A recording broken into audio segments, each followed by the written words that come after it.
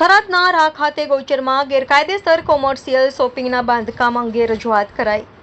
DLR office પાલનપુરના મળતિયા અધિકારીઓ સાથે સાંઠગાંઠ કરી રાહ મુકામે ગૌચરની જમીનમાં ખોટી માપણીથી શીટો બનાવ્યા હોવાનો જાગૃત અરજદારોએ કર્યો આક્ષેપ। દબાણદારોએ ગૌચર જમીન હડપી પાકા બાંધકામનું કોમર્શિયલ શોપિંગ બનાવી દબાણ દૂર કર્યું હોય આજ દિન સુધી ગ્રામ પંચાયતને દબાણ દૂર ન કરતા થરાદ તાલુકા પંચાયતના પ્રશાસનને કરાઈ રજૂઆત।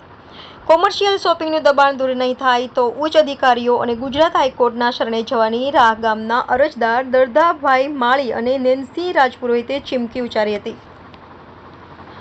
સંવાદદાતા અરવિંદ પુરોહિત, દીવ મિરર ન્યૂઝ, થરાદ। રા ગામથી સર્વે ગામ લોકો અહીં તાલુકા પંચાયતે રજૂઆત કરવા આવ્યા છીએ કે રા 4 રસ્તા ઉપર સરકારી ગૌચર આવેલું છે 553 જૂનો સર્વે નંબર 2 એની અંદર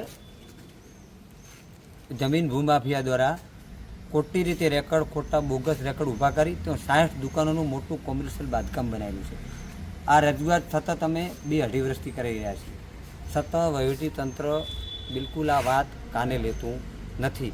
આના માટે લેન્ડ ગ્રેબિંગ કાયદાનો પણ અમે સહારો લીધેલો છે। એની અંદર પણ અમે 8/6/2022ની રજૂઆત કરેલી છે। એમાં એનો અહેવાલ એની સમિતિ અંદર પણ એની કલેક્ટર સાહેબના જે અધ્યક્ષસ્થાને જે સમિતિ એની જે તપાસ કરે છે એ સમિતિમાં પણ એની તપાસ થઈ ગઈ છે।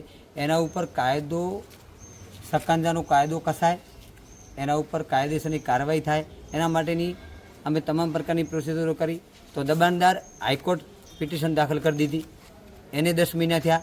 હાઈકોર્ટે પણ લેન્ડ ગ્રેબિંગના કાયદાને લીલી ઝંડી આપી દીધી છે અને વહીવટીતંત્રને સૂચના આપી છે કે દબાણ તાત્કાલિક દૂર કરવામાં આવે અને જમીન ભૂમાફિયા માટેનું જે લેન્ડ ગ્રેબિંગનો 2020નો જે આ ગુજરાતની સરકારે કાયદો લાવેલો છે એમાં એના ઉપર એની કાયદેસરની કાર્યવાહી કરવામાં આવે, પણ સતત આ વાત કોઈ ધ્યાને લેતું નથી। સતત ત્યાં ગૌચરની જગ્યા છે, 18 કોમની એ જગ્યાનો 18 જાતિ શમશાનની જગ્યા તરીકેનો ઉપયોગ કરે છે। સતત કલેક્ટર લેવલે, જિલ્લા પંચાયત, ડીડીઓ લેવલે, તાલુકા પંચાયત, મામલતદાર કચેરી, ગ્રામ પંચાયત લેવલે વારંવાર રજૂઆત કરવા છતાં એ દબાણદારો એ પોતાના પૈસાના પાવરથી, પોતાના મસલ પાવરથી એ 3 માળનું શોપિંગ તો બનાવેલું છે। 60 દુકાનો છે તો એક દુકાનની કિંમત 50 થી 60 લાખ રૂપિયા અત્યારના ભાવ પ્રમાણે બોલવામાં આવે છે। તો એન કેન પ્રકારે વહીવટીતંત્ર આંખ મીચવાનો ખેલ કરી રહ્યું છે। તો વહીવટીતંત્રને અમે વારંવાર રજૂઆત કરી છે। આજે પણ અમે તાલુકા પંચાયતે અહીંયા રજૂઆત કરવા આવ્યા છીએ કે આનું તાત્કાલિક દબાણ દૂર કરવામાં આવે। અધિકારીઓ શું કીધું છે? અધિકારીઓ સૂચના આપી કે અમે ગ્રામ પંચાયતને સૂચના આપશું। કલેક્ટર સાહેબને પણ અમે વિનંતી કરી કે સાહેબે કીધું કે અમે કાર્યવાહી કરશું।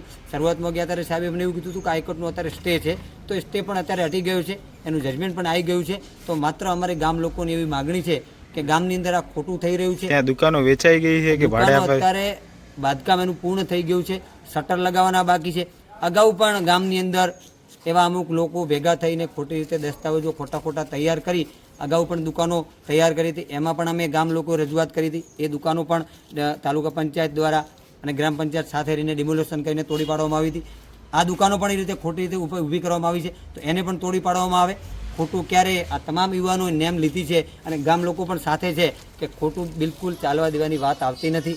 ખોટું જે થઈ રહ્યું છે એના વિરુદ્ધ તંત્ર કડક હાથે કાર્યવાહી લે।